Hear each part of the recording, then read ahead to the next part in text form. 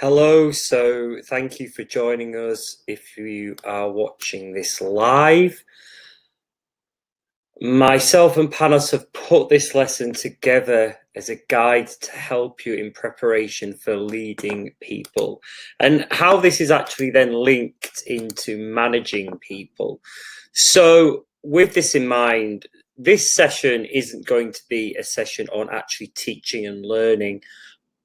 We just want to set out the aims, objectives, and what we're trying to achieve, and how important it is to stay on track in this meeting. So, by the way, if you can't hear me or anything like that, feel free to message me. If you are watching this on replay, obviously you can't do that, so we'll work with the situation. So the aims and objectives of tonight's session, I don't want to take too long. I just want to take something like 15-20 minutes of your time. We want to understand the 4 sections of leadership and management in the workbook. We want to understand how this works with managing people. So this is actually the second unit. Want to show and support you how the learning works from myself and Panos. And we're also going to go through some test preparations in how to deal with the test prep. So they're the aims and objectives. Now, as you are all studying this at level 3, you would have been given your ILM Leading People workbooks. So this is very good. I know for a lot of you, myself and Panos, we give this out in the first meeting. To support you with your learning and development, this actually breaks down, as you can see here, the 4 different learning sections, and then also putting knowledge into practice. Now, remember, in your qualification, it's split into knowledge and skill. So what the purpose of this session is to go through the knowledge. So putting it into practice, this is something that we're going to do at a later date with you on more one-to-one. We want to learn about the knowledge, because really the test at the end of this is going to be made up of this unit and also the managing people unit. We need to get you through 40 multiple choice questions. Now, we need a pass rate of 26 or above to get you through. So as you can see, there is a bit of leverage in terms of if you make mistakes. However, you know, the test has been designed to include things from this workbook and also things that we would expect you to know as being a leadership and management. So we can't prepare you for every single thing in the test. However, I'm going to point out some key things and some extra things that myself and Panos would like you to go and research in preparation for the test. Now, this workbook basically contains all the learning material that we would like you to go through. And also at level 3, we would expect you to do sessions of self-research as well. You know, because a level 3 sits around an A level in UK education, we would expect at this stage in the apprenticeship to give you the outline of what we want you to do, and then to go away and produce the work for it. Now, I'm going to go through the sections pointing out some key models that we would like you to research. Now, obviously, we're preparing you for the test. Coming up to your second, or some of you third meeting since the sign up, we'd also like to conduct some professional discussions as a form of testing your knowledge for this unit as well. Now, if we have a look at section 1 first, understanding leadership styles, there are lots of different leadership styles which are listed in this workbook. Some of the key areas which we would like you to focus on is from the author Kurt Lewin. Now, this author basically states that there is autocratic, democratic, and laissez-faire types of leadership. Every single leader is different, and there are positives and negatives to each of these leadership styles. What myself and Panos would like you to do is really understand these leadership models and understand the strengths and the weaknesses, in particular to when you might use these leadership models to when you might not use these leadership models. This is probably a significant model that we would like you to look at. As we look through the other sections of the workbook, one thing that I would like to pay attention to is this model, the Tannenberg and Schmidt continuum of leadership behaviors. Now, what's very interesting in this is that when you're in the test, recently we say that the models are listed in the test. By the way, the test is multiple choice. However, sometimes the models are listed under the author's name. So instead of saying what are the positives and benefits of the continuum of leadership behavior, it might say something like what are the positive and negative elements of the Tannenberg and Schmidt continuum of leadership model. So that's something that you need to be aware of, the author name, like with Kurt Lewin. However, you know, understanding the autocratic Democrats in laissez-faire is kind of significant. Now, as you look through the sections in this workbook, it really does state that you have autocratic manager through to Democrat manager. So you can see within this model, this author has taken inspiration from the Kurt Lewin model, which is something that you need to be aware of in terms of your learning and development. There are other models which are listed in the workbook. Remember, again, author's name. You have the Bennis model. I would also pay attention to page, what are we on, page 8, and understanding Adair's action-centered model. Now, basically, John Adair, the author, basically states that as a successful leader, you need to be constantly monitoring and developing the team in 3 key areas. Now, this can be the team achieving the task, building the team, and developing the individual. Imagine yourself as a little helicopter. You're the leader. You constantly have to hover over all these 3 areas in order to understand that they're working and developing in a good way. So remember that. The Adair model being made up of 3 sections which a leader needs to focus on in order to improve and bring a strong team into place. Now, the workbook can be submitted into the actual portal. And as you can see, there are sections which you can fill out.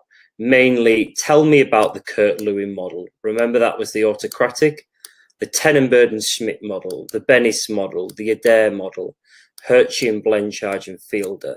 They're all listed in this booklet.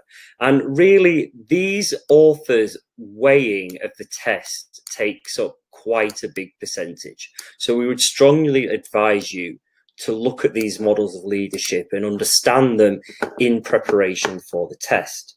Now, the workbook does have several other activities, really highlighting the strengths and weaknesses of the leadership model. I mean, once you know the models, you'll know what the strengths and weaknesses are. But what myself and Panos would really like to point out is really understanding the authors' names who created the model. That's probably a very significant thing to do in preparation for your test.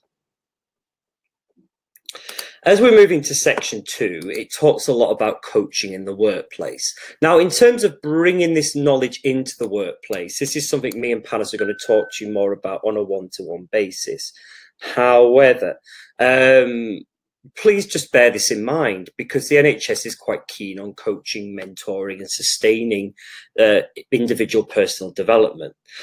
Okay, we know coaching models are going to come up in the test, so this is something that we would strongly recommend you research. As you can see in the workbook, it does list all the key sections of the models. We would strongly recommend that you just understand the models. And actually, this is interesting. Okay, so this webinar, like I said, is preparing you for the test. But as we go into later operational plans, when we're assessing competency and skill, we would expect you to know things like what the GROW model is. We'd expect you to know it actually for the test as well. Now, we'll be speaking to you more about this on a one-to-one basis. And as I mentioned, this webinar is really just for preparing you for the test. You've also got things like other models, Fuel model here, and it's very good at listing what it stands for. And all the other coaching models are listed. Now, like I said, we don't know what question. There's going to be a question that's going to ask you something like, what does fuel stand for? What does grow stand for? We don't know which one is going to be in the test, but it's important to understand. Remember that the test is multiple choice. All right. So if you're never not sure of an answer, you could probably do it through process of elimination. By the way, you have 1 hour to complete the test. That's the full 40 questions. Only 20 of the questions are going to be on leading people. The other 20 are going to be on managing people, which is why I said there is a significant link in between leading people and managing people. Ideally, we would like you to get through this workbook in good standard of time in order for us to move you on to the managing people, because you don't want to leave it too long, so you're not sort of stressing too much about having to then revise it again. You want to keep the knowledge fresh in your mind. So as we move on, again, this workbook contains a lot of practical tips on how to implement the model. This is going to be great for the future work that we're doing, especially because after we get past this leadership and management, the course does take a more skills and competency-based term.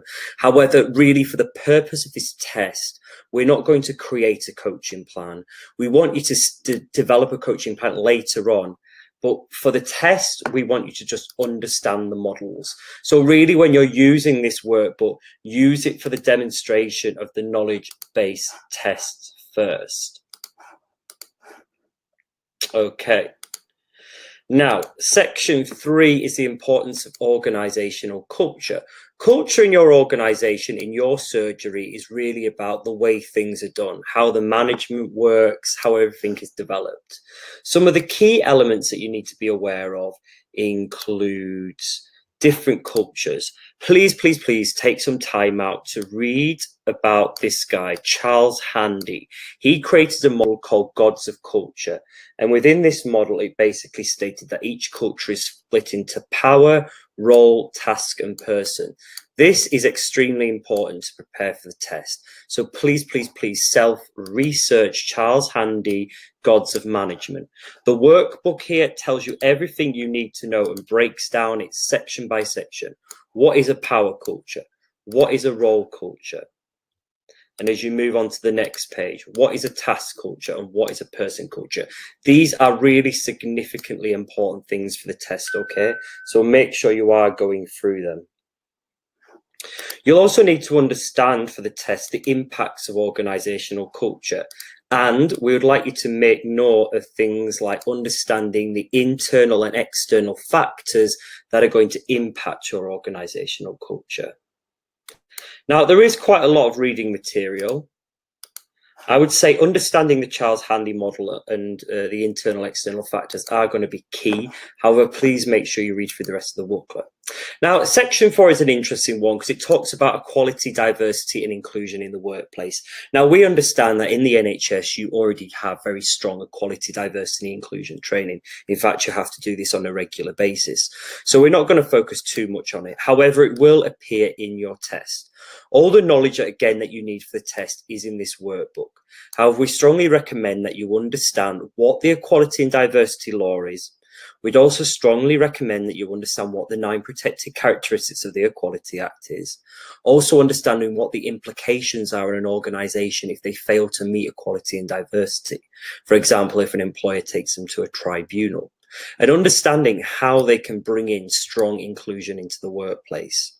Now, when it comes to the actual test, you know, from speaking to learners after they finish the test and asking how they get on, we would both honestly say a very high percentage of NHS general practice staff find this section easy, okay, because I think you come across it on a daily basis. Therefore, if myself and panelists were giving you really good detail on what to look for, we would strongly tell you to revise more than anything, if I write this down right now, the leadership styles, okay, that's going to be important. Understanding the coaching models. We would also get you to understand Belbin and team cultures, which is in the book, but again, you can self-research this task. There are other key areas as well, such as understanding how to lead a team, and of course, the strengths and weaknesses. Equality and diversity is going to be in there, so of course, understand equality and diversity. But if you feel like you're strong in equality and diversity, then I would really, myself and Panos would really say, focus on these things up here. We'll also be sending you some additional PowerPoint slides to help you prep for the test. Now, okay, so that's the workbook. Honestly, the workbook has everything you need in, and we're going to give you extra supplementary information to support you as well. Now, there are also some other things that you need to look at.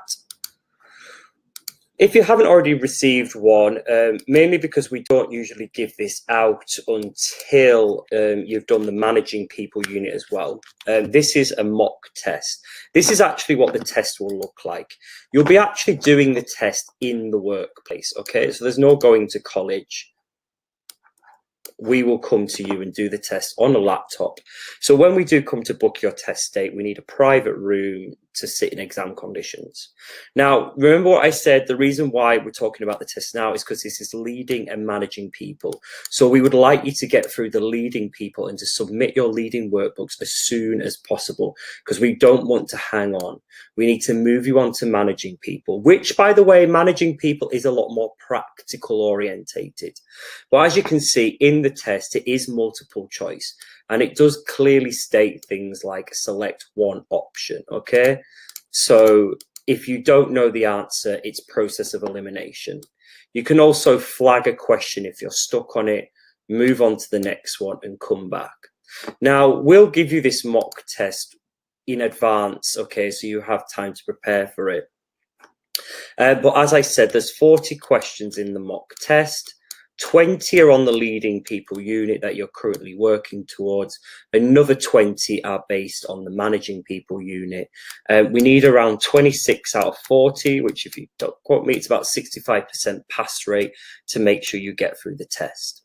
Now, going back to the aims and objectives, like I said, I didn't really want to spend time on teaching because everything is in the workbooks. This is what you should be preparing for. We just want to outline the importance of looking at key sections in the workbook and outline the importance of now getting through the leading people workbook and moving into the managing people workbook, which is essential so you keep the knowledge fresh in your mind. Now, if you have any questions, whether you're watching this live, you can ask it now in the next few minutes, or feel free to email myself and Panos if you do have any questions, and we will be able to support you in that. Of course, we'll be coming up to your next face-to-face meetings. They happen potentially between every 6-7 weeks or so, but you have unlimited contact with me and Panos in the meantime. And don't forget, we do introduce these webinars every month as well as keeping you up to date with the program. So thank you very much for watching this evening. I don't think there's any questions on the score, no. So if you do have any questions, again, feel free to just contact us in the usual ways, and thank you very much for watching.